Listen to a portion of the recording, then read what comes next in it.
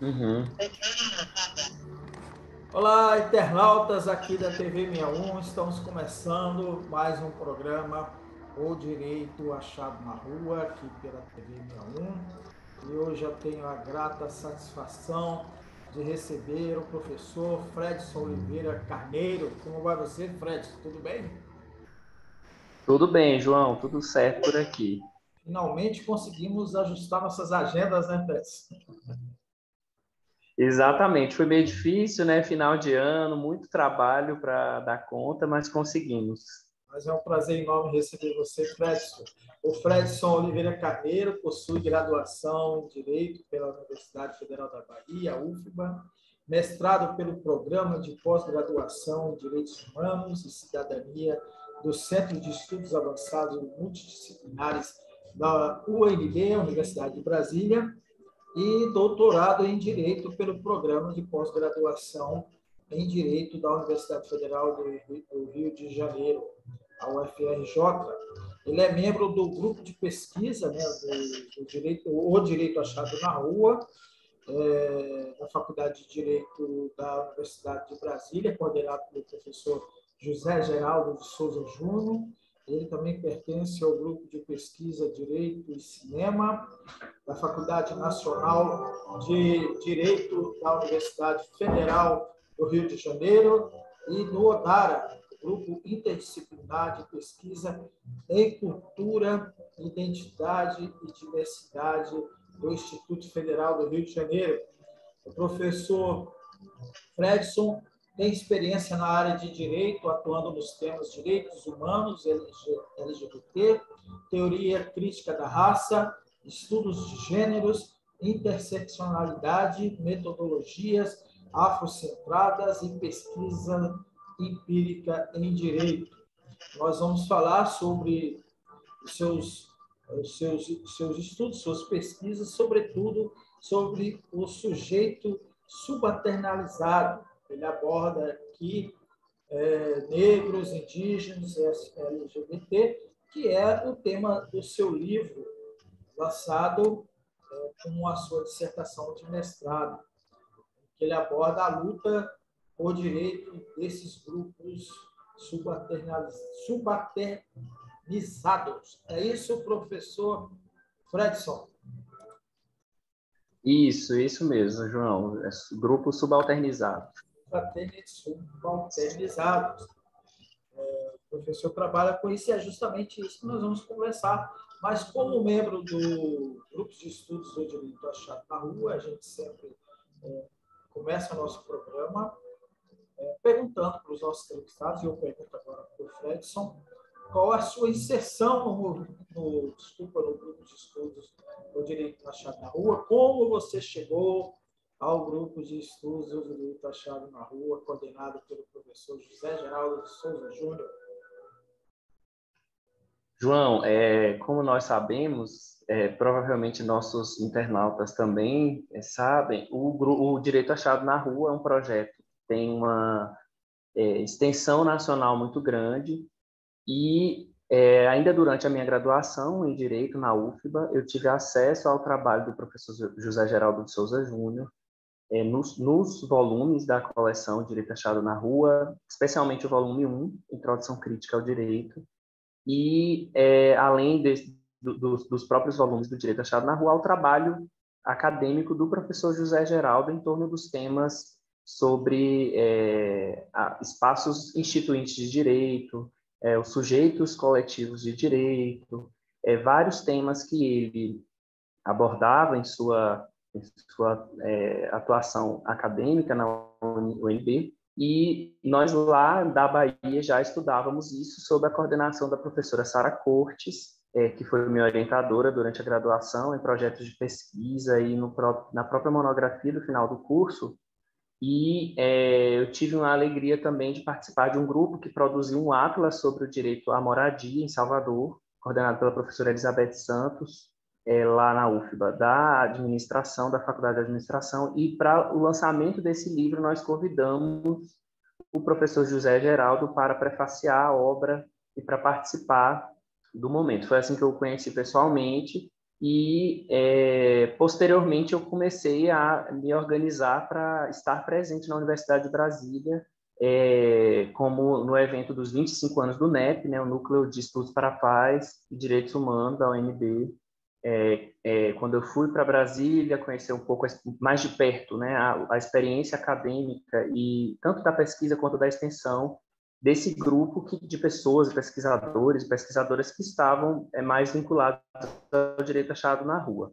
Então, é interessante lembrar, recontar essa história para você aqui, que quando eu, na minha banca de TCC, de monografia, ainda na graduação, um dos professores, o professor Maurício Araújo, que também foi orientando do professor José Geraldo no mestrado dele, ao ler o meu TCC, ele mencionou: nossa, você já é orientando do professor José Geraldo, ele só precisa saber disso.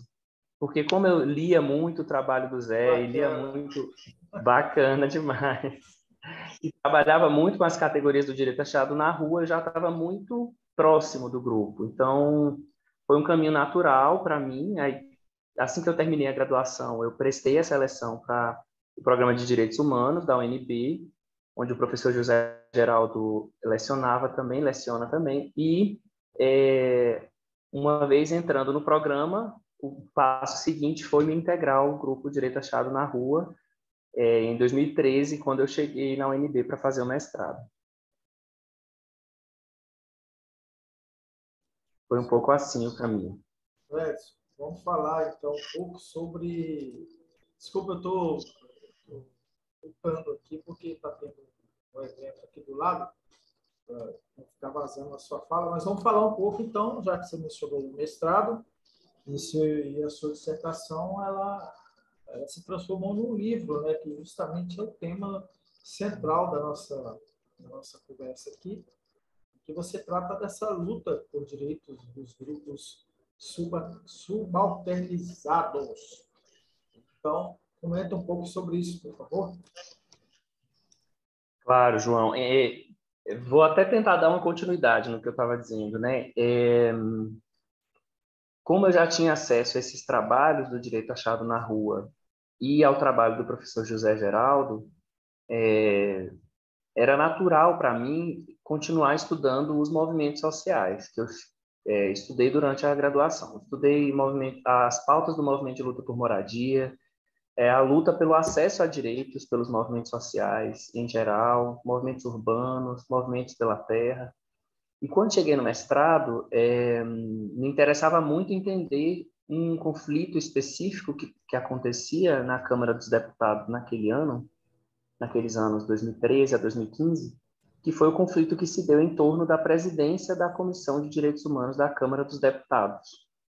Nós assistimos naquela época a primeira vez que a comissão, que sempre havia sido coordenada por militantes dos direitos humanos e pessoas vinculadas às lutas dos movimentos sociais, nós vimos em 2013 um processo diverso que foi a ocupação daquele espaço por representantes conservadores de religiões neopentecostais.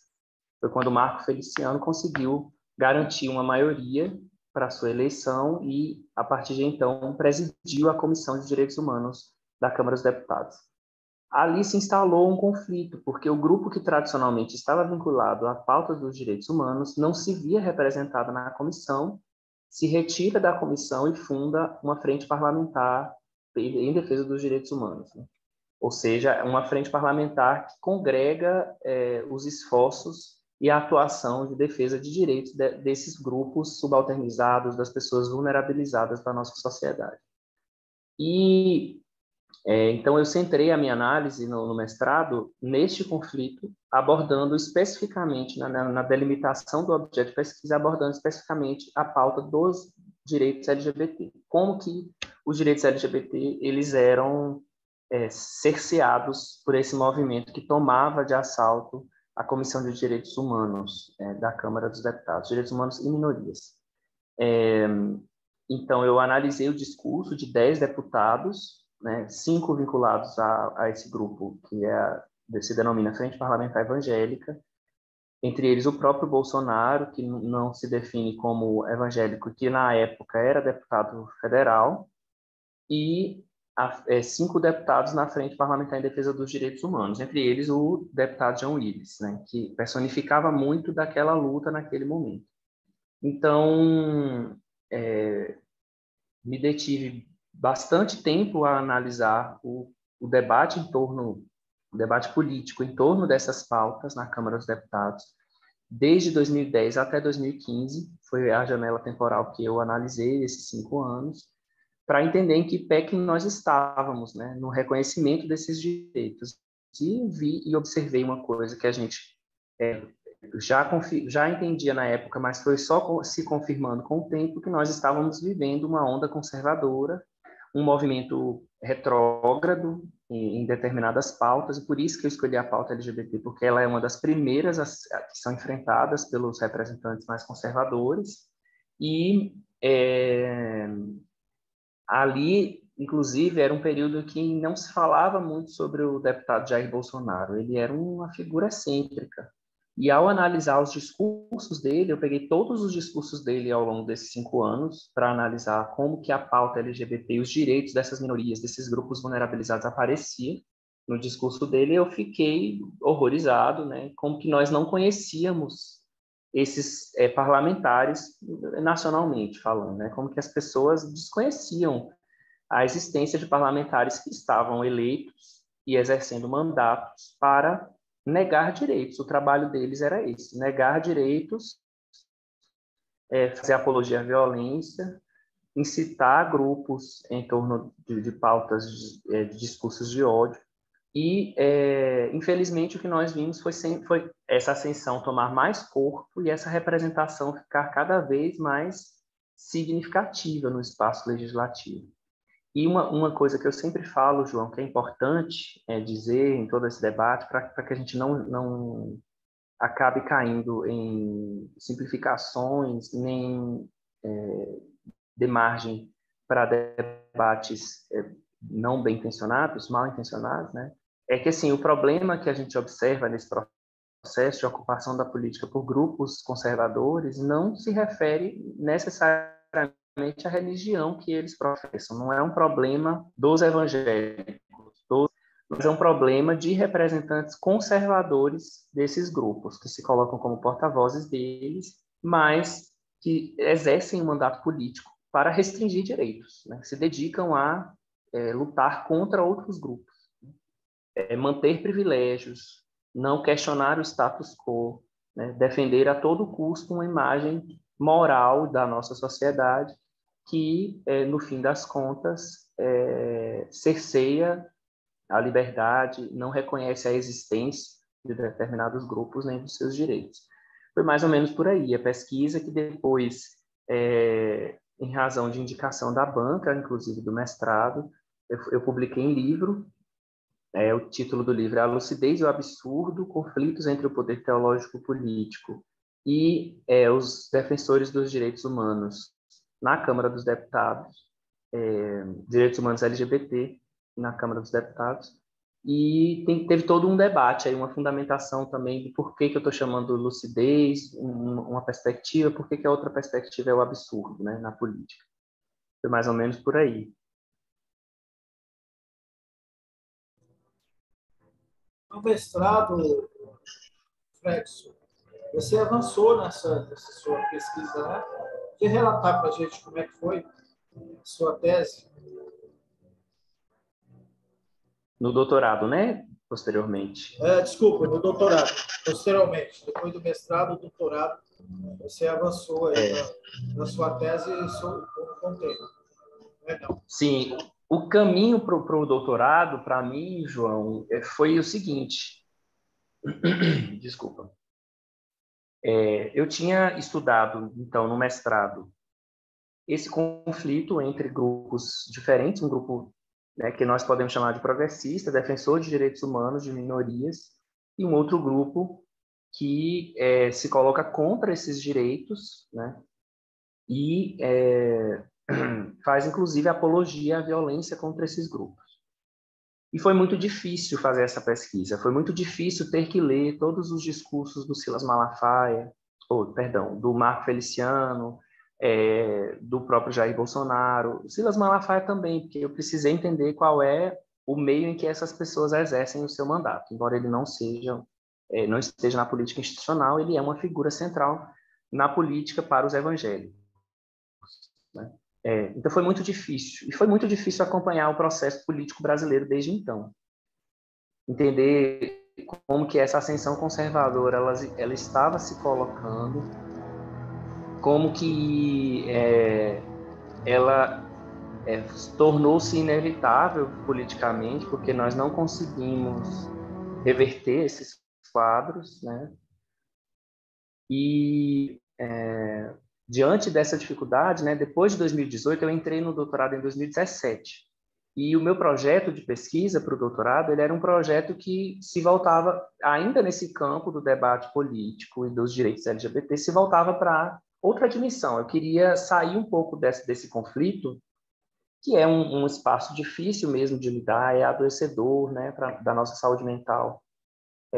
Lidar com essas temáticas tão de perto, né, sem adoecer, é muito difícil. Então, eu queria fazer uma coisa assim com a arte, com a representação na cultura desses temas. No entanto, em 2018, depois da eleição que conduziu, inclusive, o Jair Bolsonaro à presidência da República, eu trouxe um pouco essa energia de buscar outras referências de volta para esse campo político. Então, eu continuei pesquisando o espaço legislativo, mas dessa vez para entender algumas experiências críticas que estavam nos trazendo esperança, experiências que estavam remando contra essa maré conservadora.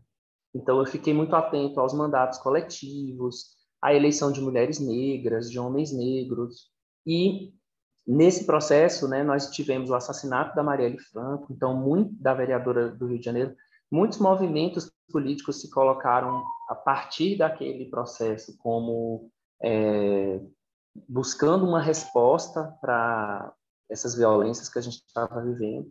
E então eu fechei o meu projeto de pesquisa após as eleições de 2018 na análise dessas experiências, né? Desses novos sujeitos, para usar o conceito do professor José Geraldo, desses novos sujeitos instituintes de direito, esses novos sujeitos coletivos de direito.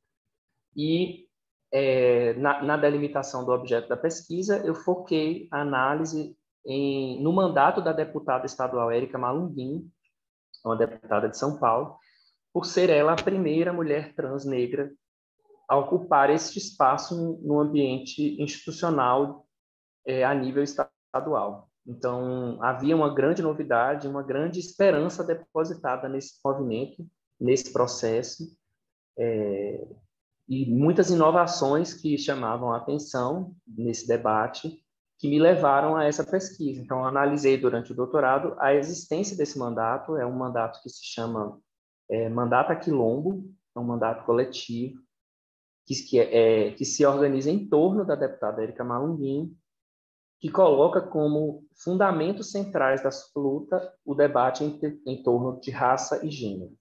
Para a deputada Érica Malunguinho, não há como fazer política num país de passado escravocrata, como o nosso, colonial, sem centralizar raça e gênero como fundamentos da nossa sociedade, né? Fundamentos que estruturam as nossas desigualdades e fundamentos que precisam estar no centro do debate político para que nós possamos, de fato, enfrentar as nossas desigualdades históricas, né? Em torno dos direitos dessas populações, especialmente a população negra, as mulheres, a população indígena e a população LGBT, na minha pesquisa, que são esses grupos vulnerabilizados ao longo da nossa história e precarizados em seus direitos, né? Não reconhecidos socialmente. Então, o link do mestrado para o doutorado foi continuar estudando o processo legislativo, compreendendo essa ambiência conflituosa na nossa sociedade, mas agora dedicando maior atenção àquilo que vem de esperança, aquilo que vem de ruptura com o que está posto, e trazer uma mensagem mais positiva para esse debate, né? Como que nós podemos ocupar o espaço da política, como que isso é uma tarefa histórica a ser feita pela população negra, pelas mulheres, pela população LGBT indígena, mas não só esses grupos, né? A gente poderia citar vários outros, mas como que é necessário também abrir espaço no nosso debate para essas experiências, dada a importância da multiplicação dessas experiências para, de fato, a gente enfrentar os problemas estruturais de nossa sociedade, as desigualdades sociais que estão colocadas. Então, foi por aí que eu fiz o meu projeto do doutorado. Eu analisei a atuação da deputada durante 2 anos e meio de mandato. O mandato se encerra o ano que vem. Então, eu analisei o mandato dela entre um pouco antes do processo eleitoral de 2018 até meados deste ano, 2021, até julho de 2021. Aí eu fui analisar os projetos de pesquisa, as articulações que foram feitas pela deputada e identifiquei como que, de fato, esses sujeitos vulnerabilizados, quando ingressam na institucionalidade, eles mudam não só a face, o rosto desses espaços, né, porque eles colocam outras cores, outras estéticas, outras origens nesse lugar que sempre foi dominado pelas elites, mas também mudam a forma de fazer política, a forma de fazer articulações, a forma de propor, e não só a forma, mas também o conteúdo dessas articulações e dessas proposições normativas. Então, foi mais ou menos por aí. Maravilha, maravilha, Fredson. Tanto no seu relato aí, no seu processo do mestrado, quanto do doutorado, você o que fez o que nós chamamos de jornalismo. Você foi, aliás, o que nós chamamos de jornalismo, de uma testemunha ocular da história, porque você pegou o período de acesso aí dessas pautas retrógradas, né, fascistas, e você pegou o golpe, por todo o processo do golpe, e a eleição de Bolsonaro. Né? Eu queria que você fizesse um apanhado aí sobre como foi essa sua vivência lá no Congresso Nacional, como que você acompanhou todo esse processo. Então, João, foi uma vivência difícil, foi bem difícil, assim. Eu me lembro que na época do golpe, em 2016, inclusive, um pouco, quando eu cheguei em Brasília, eu era muito confundido com o deputado João Willis. Não sei se por conta do sotaque também, baiano como ele. E naquela época aconteceu um fato que para mim me assustou muito e me deixou e mostrou, ficou muito evidente para mim como que nós estávamos vivendo um recrudescimento que a gente não tinha visto até então, né, desse período de redemocratização. Porque um grupo de pessoas me confundiu, eu participei de um ato com a presidenta Dilma Rousseff e os juristas no Palácio do Planalto, e estava voltando ali, andando atravessando a Praça dos Três Poderes, e um grupo de pessoas conservadoras de direita, né, ainda não existia o bolsonarismo como um movimento, mas essas pessoas já estavam na rua, pelo menos desde 2013. Eles me confundiram com o João Willis e eles todos vieram correndo em minha direção, assim, xingando todos os nomes possíveis. Só quando chegaram eles entenderam que eu não era o deputado e começaram a falar entre eles: não é o deputado, não é o João Willis, não.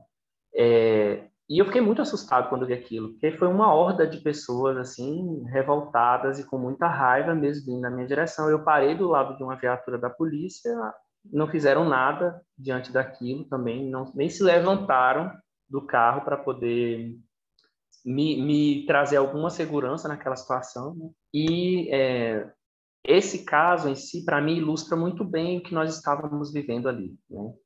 De 2013 para cá, a gente viveu essa ebulição social e essas ideias conservadoras, elas entraram no imaginário social brasileiro de uma forma que nós não assistíamos desde 1964, né, com o golpe militar, em que nós tivemos a semelhança, muito apoio das mídias tradicionais, de diversos grupos políticos que apoiavam essa ruptura ali em 2015, 16, isso começou a ser aventado, e também nos anos 60, né? Então, ver a ascensão dessas ideias foi muito assustador, né? E muito difícil mesmo pessoalmente para estar no lugar. Eu me lembro que a gente não podia caminhar na rua de camisa vermelha, porque as pessoas agrediam quem estava andando de camisa vermelha na rua. Uma camisa com nome de candidato de esquerda, o número era pior ainda, né? Eu mesmo também testemunhei pessoas sendo agredidas com isso, por esse motivo. Então, Foi um processo difícil, é um processo que está em curso ainda, a gente não ainda, já hoje começa a vislumbrar uma situação, uma melhoria nesses termos, mas uma coisa que eu já apontava lá na pesquisa do mestrado, que virou livro, né, A Lucidez e o Absurdo, e que eu acho que ainda permanece, é que este projeto conservador, ele está em ascensão, não foi só no Brasil, mas um projeto que estava em ascensão no mundo inteiro. Ele representa um grupo populacional brasileiro que não deixou de existir, né? Em que pese todos os equívocos e absurdos do governo Bolsonaro, nesses anos, muitas pessoas ainda endossam esses discursos que ele veicula e apoiam esse tipo de Estado que é um Estado policial, um Estado que mata, né? Que institui a necropolítica como forma de governo das nossas vidas, um Estado conservador como forma de organização da nossa República. Então, essas forças sociais, elas existem, né? E numa democracia seria saudável se elas existissem sem colocar em risco a própria democracia e os direitos de toda a população, especialmente dos grupos mais vulnerabilizados, né? Das minorias, as ditas minorias, que muitas vezes são maiorias minorizadas. Então, assim, me preocupa ainda observar como que esses discursos ainda ressoam socialmente, como que muitas pessoas ainda endossam o conservadorismo, especialmente com um discurso moral, que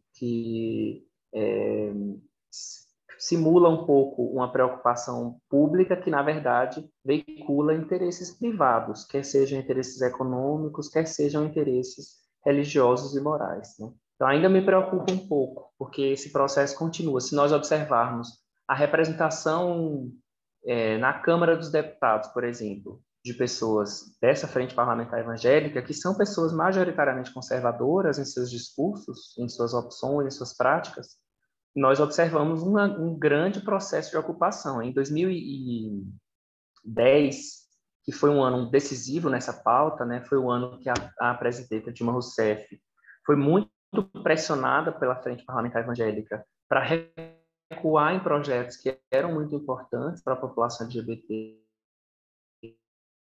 como o projeto Brasil sem Homofobia, por exemplo. Em 2010, nós tínhamos 32 deputados e deputadas representantes da Frente Parlamentar Evangélica. Em 2018, esse número chegou em 70 deputados. Então, é uma bancada muito grande, muito significativa e que se vincula a pautas conservadoras, tanto em termos ambientais, quanto em termos de segurança pública, quanto em termos culturais e morais, né, que são essas pautas contrárias à população LGBT. Então, a gente não sabe como que vai ser o processo eleitoral agora de 2022, a gente percebe já nas eleições presidenciais e do executivo, mas a gente não faz essa politização do debate legislativo. Então, a gente precisa entender que de pouco adianta eleger um presidente progressista e comprometido com as pautas sociais e dos grupos sociais vulneráveis, se nós também não nos comprometermos em eleger um legislativo que igualmente se comprometa com essas pautas, né? Historicamente, no Brasil, nós sempre tivemos um legislativo mais conservador que o executivo. E não sei se nós estamos distante da realidade de um avanço ainda maior desses grupos, né? Vamos observar, continuar observando o processo político. Vamos observar e vamos lutar também, né, Fredson, para que a gente mude essa realidade. É necessário mudar essa composição. Você mencionou a bancada evangélica, que a gente chama de bancada da Bíblia, e que junta com a bancada do boi, que é a bancada ruralista, com a bancada da bala, que é o povo que defende o armamento discriminado da população, diga-se a população do lado deles. Fredson, eu gostaria que você fizesse as considerações finais. Foi tão bom, né, João? O diálogo foi ótimo estar aqui com você, que foi super rápido, foi mais rápido do que eu imaginava. Fiquei muito feliz com esse convite, queria te agradecer por abrir essa janelinha de oportunidades, né, que essas telas tem nos proporcionado. Nós agora, cada um em um estado diferente, mas podendo nos reunir aqui e discutir esses temas que são muito importantes. Te agradeço muito pelo convite. O que eu queria deixar assim, de mensagem no final é que assim, nós observamos a eleição de pessoas negras e pessoas LGBT em 2018 e agora em 2020 nas eleições municipais como um processo que está crescendo, é crescente. Nós estamos vivendo as mandatas coletivas como um fenômeno ainda não normatizado pelo legislativo, mas já existente na realidade, instituinte, né, de novas realidades. Então, eu acredito que nós precisamos dedicar um pouco dessa nossa análise, dessa nossa força política, dessa luta que nós precisamos lutar no ano que vem, a fortalecer esses movimentos, a fortalecer candidaturas negras, candidaturas trans, LGBTI+, candidaturas periféricas, candidaturas indígenas.